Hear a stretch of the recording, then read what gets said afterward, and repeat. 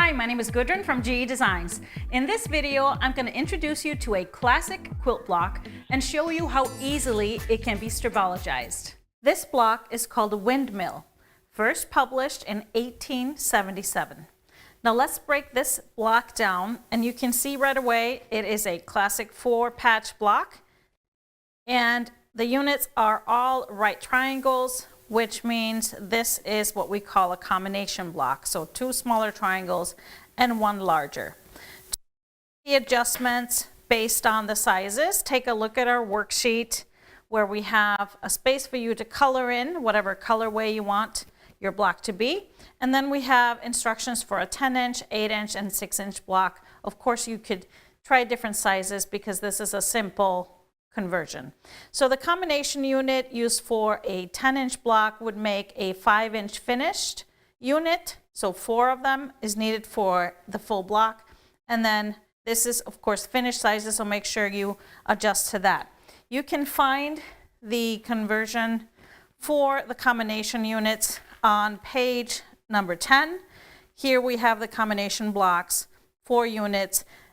This method will make actually a mirror image unit, but you will notice here that we need that gold to be on the same side each time. So that is an easy transition. Let me show you how that is easily done. So for our size here that I demonstrated with a 10-inch block, I would need 5-inch finished combination units. So I would start with the 2 colors that are the smaller triangles. And I have my squares here cut for the smaller triangles, and then I would need 2 squares that are for the large triangle. So I have my 3rd color here with the 2 larger squares. In order to manipulate where we want the colors in the combination units, that is easy. Instead of cutting and sewing right away, I actually just go ahead and cut all of my units that are for the smaller triangles. Right away, you want to cut them into that square into quarters. So I'm just going to cut them both ways here.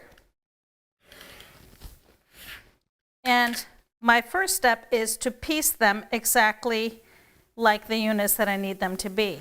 So with that gold on the left side, I'm just going to start by piecing these together like this. So I end up with a triangle, 4 larger triangles that have that exact combination. And from there, I would take my larger triangles, just cut them once in half, and sew that to the bottom.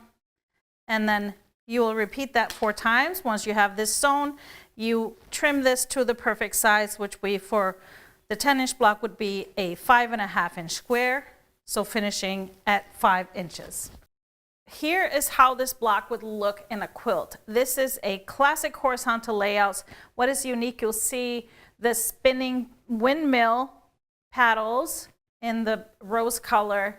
They kind of connect, and then you have this beautiful gold on-point square lurking in the background. I like that unique look.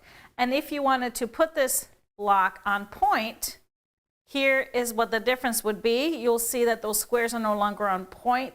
They are squared up, so more you can see those triangles, those rose triangles coming out kind of like hourglass blocks.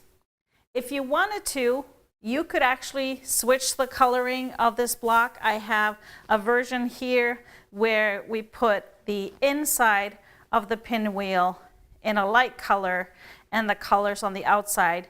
So make sure you just have some fun playing with the coloring and making the quilt that you make unique.